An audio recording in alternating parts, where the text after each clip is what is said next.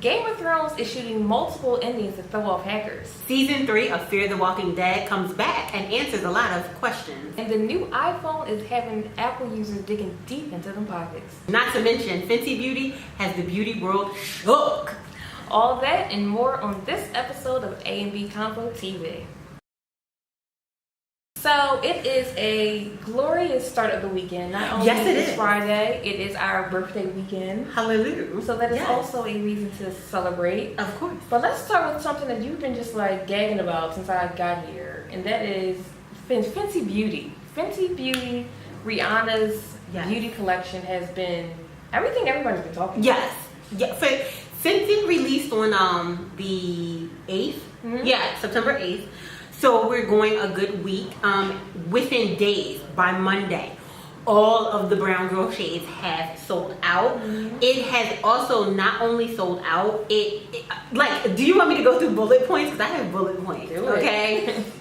First and foremost, 40 shades. There is a shade for everyone. They are neutral, they are warm, they are cool undertones. That has never been done. It is absolutely fabulous. This right here, it is a demi matte finish. I absolutely adore this foundation. But even besides the product, one of the things that it's done, it has called for more inclusion in the beauty world. Now all of a sudden you have those brands who are like, well, we have 35 shades and we have 40 shades too, and look at our diversity. And I say zhuzh too. No, because first of all, and I've done Amber's makeup, I've done your makeup, and you know, I live and breathe, and I swear by Makeup Forever's Ultra HD. I am a fan, I've been a fan since it was HD and now it's Ultra. However, they, to me, did the best job for a commercialized brand, because it is commercialized now, it's in Sephora, so it's commercialized, whatever, to include women of color. However, out of your 40 shades, I believe there's about 6 or 7 of them that are for women of color, whereas with Rihanna, almost half the line. Yeah. Almost half the line, like almost 10. No, 15. It's about 15. It's about a good between 15 and 18 shades for women of color. It is absolutely so refreshing because I am used to being the second to the last shade, or I am in between that third and then that second to the last shade, so I have to mix up something. And so it's very refreshing to just be able to pick up my shade, which is a 410, thank you. And you know, Does you have to do any mixing, or you just got a straight one foundation? Because when you have melanin in your skin, you have to sometimes. A lot of times, women of color, the middle of our face will be lighter than our neck and our jawline. So I did do a darker shade on my perimeter and a lighter shade in the middle, but that's just natural, that's just what it is. But as far as like mixing, I could have used the one shade and just, been fine. So now I hope that this opens the door to other brands, A, to the buying power of Black women, and B, to the fact that, hello, we can have good shades. You can make a dark shade that's not orange. Yeah. Just saying. Yeah, I mean, it's been nothing but good things about her line. I think, like you said, the inclusivity, everybody is included in her line. It's really something for everybody, from the darkest person to the lightest person. And kudos to Rihanna. Yes. She's dominating. And not just women of color. For my girls who are pale, who are like, I'm still paler than the lighter shade that you have, I literally thought that bottle was white. I'm sorry. Empty. I thought it was the primer. It was that pale. I thought it was the primer. Well, it's skin tone. But and when it came out, it was gorgeous. And I know that there are several of my pale girls who are out there snatching that sucker up. Go ahead, Rihanna. Kudos. Trophy Wife is amazing. And it's this only highlighter at Sephora right now, right? It is only at Sephora, and she has only released her complexion products. After this release, I'm gonna be at the door of Sephora for whatever else Riri puts on the market, and that is a fact. So that is something that's not going to break your pockets. No, it is going to break your pockets. $34. Is this iPhone? This new iPhone that's being released. Pre-orders start, I believe, October. Today. Well, some of them start today. I know, Yeah. like for some of them that I've seen online, or the iPhone 10 pre-orders start October 27th, and then it'll come out 11/3, so November the 3rd. But yeah, I don't think I would pay that much. The starting price is $1,000. Yes. Yes. I don't think I would want to pay that much for a phone. I like the new features. I like the face recognition. Like instead of having the touch ID, now it's your face. But you can you type something in? Like, can you type in? For what? To get in A your phone? passcode, yeah. I mean, I don't know. I mean, I'm sure they will still have that option. But like Right. the new thing moving forward is that it's supposed to be your face because the home button is gone. I did. The complete phone is basically glass, and this is something they said they wanted to do since the beginning. So the whole front screen is all the way down glass. The back is supposed to be glass, and it's supposed to be like new camera features where it's like perfect your selfies, portrait lighting, all this fancy stuff. But Child, I can see this thing breaking. I can hear the It's shatters. glass. I can hear the shatters and the tears now because I can hear the laughter from everyone who knows how to fix iPhones. Okay. Yeah, because they're about to come up. It's like I would never ever want to like. I mean, I've never dropped my iPhone. I think like I can count on my hands the amount of times I've dropped it, and I've had an iPhone for years now. I've never dropped my iPhone, and the one time my screen cracked was because somebody else dropped it. So I'm very cautious with it, but I still would never want to have a full glass. So let's phone. discuss. This is when I upgraded and I had the 4S. So this is going back a while. I had the 4S. I got the phone. Yeah. Walked out of said phone. Dropped said phone down some New York City subway stop. Yo, you want to talk about somebody who started belligerent? I'm literally in the middle of Manhattan belligerently screaming. Belligerently. But luckily I had like some type of Like the Apple Care. no, outer box. So it didn't break. Okay. However, that should tell you how prone I am to dropping that phone. Okay. I am extremely prone to dropping it. Like that, I done probably dropped it a handful of times today. So, Yeah, I know. I mean, I don't know. The fans are already like, well, not the fans, but the loyal Apple users are just like, no, this is insane. $1,000 for a phone is ridiculous. But I feel like that's how kind of the prices now. This phone was like, $8. That's what I'm saying. I feel like that's the This phone was prices. $8. That's the prices of the phones now. Like people will either like pay them outright or now they have like the little payment plans. But I don't know. I feel like once you hit that 1,000 mark, it's just kind of it's insane. It's insane. You know, I believe that, and it wasn't even one of the new ones. There was, let me go through my archives because I know, you know, all the Kardashians had one. There used to be like a gold razor that was like $1,000. Those red ones when they first came out, which is this same one because I have a 7. When those came out, they were like $1,000. So like, what is the big deal? I do not understand what the big deal is. I mean, I think that's the base price. I know like you could get some that were like the higher ups, like the bigger gigabytes. Those are the ones that were like the most expensive. But for this new one, it's like it's starting at $1,000. I think that's kind of like the. I get it. However, most people have the iPhone plan. If you have Sprint, I don't have Sprint. I used to have Sprint, but I don't have Sprint anymore. If you have the plan, you're going to get the phone. Like, you bring them your old phone, you give them that phone, you get your new phone. I don't have my Apple plan through my AT&T. Mm-hmm. I have mine through the Apple Store, and it's like $28 a month. However, whenever a phone comes out, I just take an old phone and I get a new phone. Mm-hmm. That's why I'm like $1,000. Why y'all?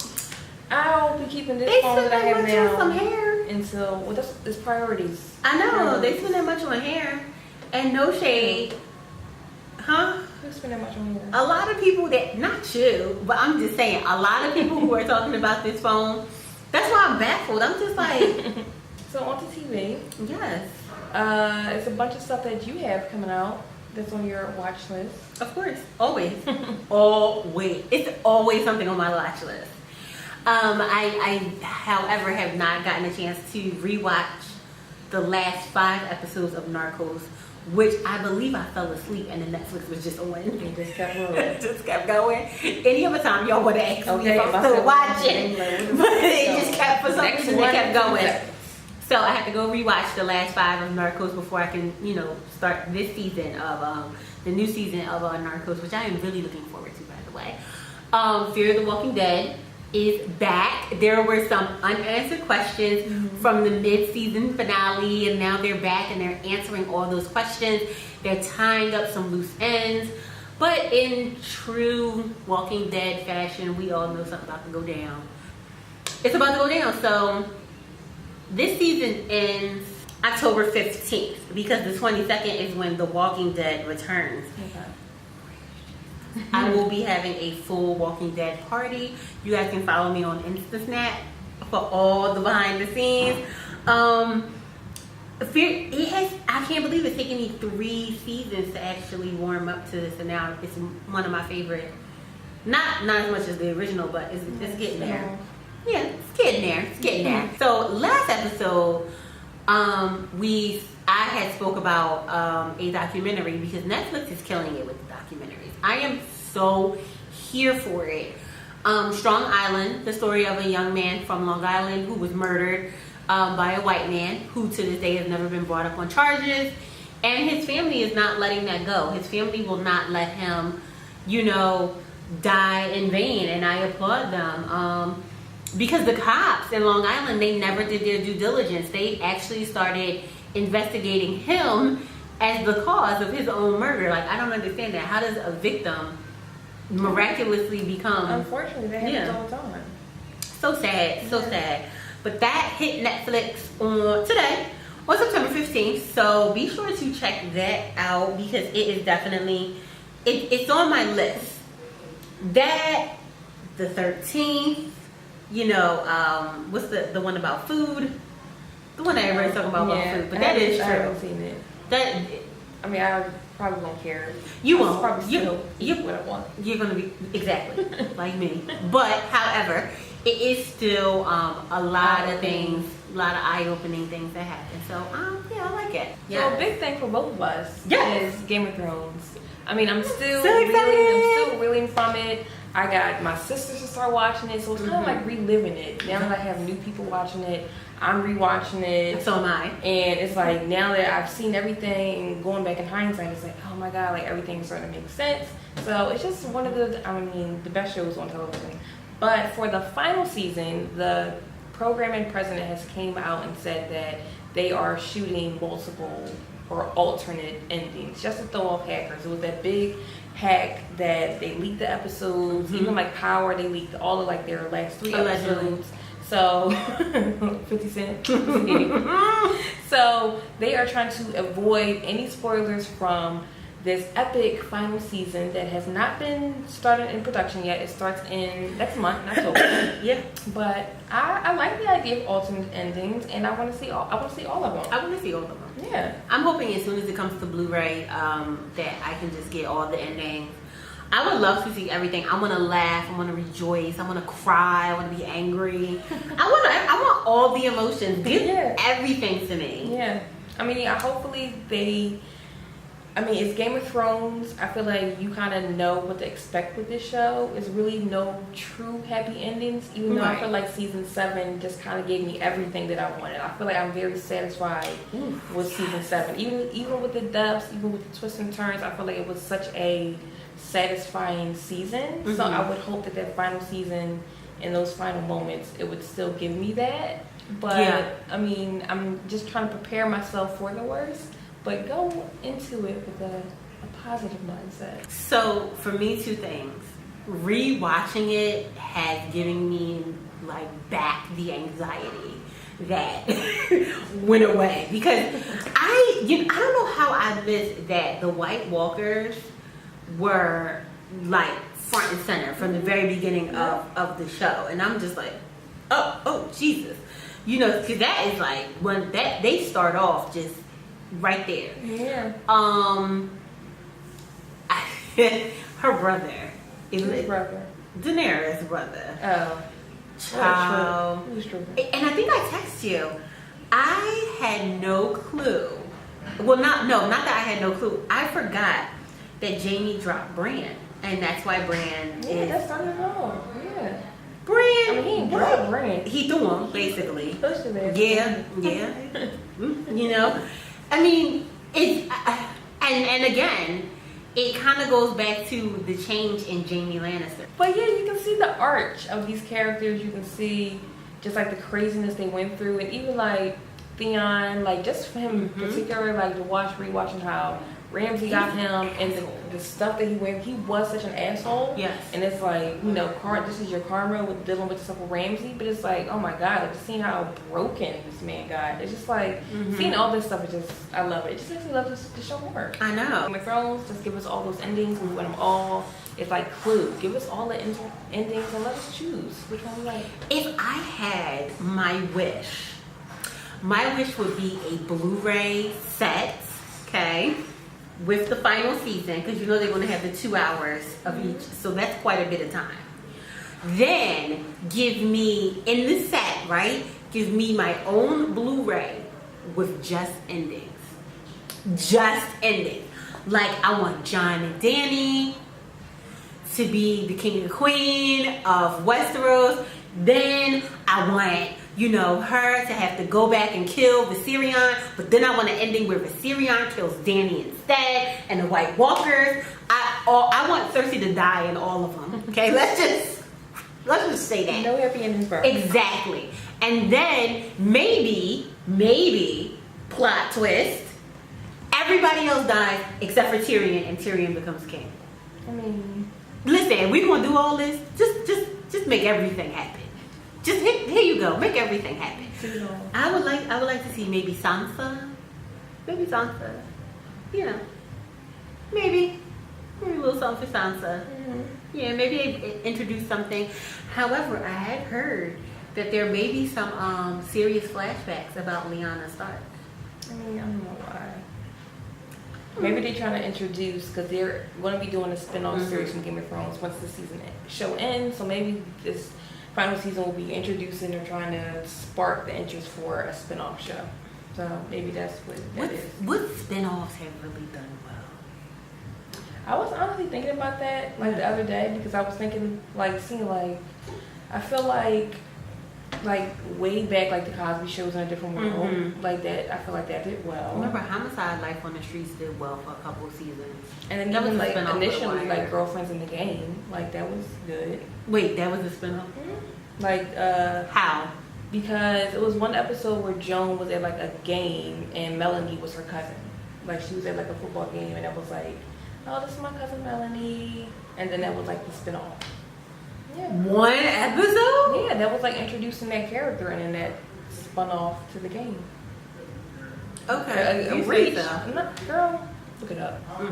I'll Google it, but I speak truth. Okay. Last on my list is The Commuter. It is a new film that's coming out early next year. It stars Liam Neeson, Vera Farmiga, and it's giving me like Red Eye on a train. Yeah. So it's like Liam Neeson's character. He takes his commuter train every day. He runs into this stranger who is Vera's character, and she basically propositions him to find this passenger on the train before it reaches its final destination. But then it turns into this like deadly like cat and mouse situation. So it's like a little bit that we got in the trailer, but I mean enough to be intrigued. Like I love, outside of horror films, like I love a good thriller, psychological thriller. So that's what it's giving me. So yeah, I'm into it. I'm here for Liam Neeson. Liam Neeson. Liam Neeson. Liam Neeson. I don't know why that's funny. Whatever. But anyway, I am here for Liam Neeson. I like him. I love him in every last one of his movies. He rarely has a movie that I just frankly dislike. Yeah, he's already a good action thriller actor. He always has those good movies. Wait, I have a slight update. Okay. I'm buying a movie pass. Okay. I am buying a movie pass because me and Google were cool, and I was able to verify that, yo, you can use that movie pass on the releases. I mean, yeah, I'm sure you would. But remember, I had the question, like, are they going to be corny and make you wait a week? Or are they going to let you, like, you know, you won't be able to use it on pre-sales, however, which makes sense. Makes sense. But you will be able to use it, you know, say regular days. Like, not on a pre-sale. You want to go to the movies, you can use it. Something new, if there's seats, yeah. Because pre-sales be selling out. That is like, I might still, you know, Star Wars, I'm still going to have to do a pre-sale. Even though Thor isn't until November, you know, their pre-sale started like Labor Day weekend. The thirst is real. So, we would love to know what were your pop culture moments this week. If you agree with any of our topics that we talked about, be sure to hit us up in those comments and on social media at A&B Convo TV. Yes. Help a sister out because we cannot get the name of this actual channel until we reach 100 subscribers on YouTube. So be sure to hit that subscribe button as well as the notification bell, ding dong, so that you don't miss any of our A&B Convo TV. All right. Until next time. Next week.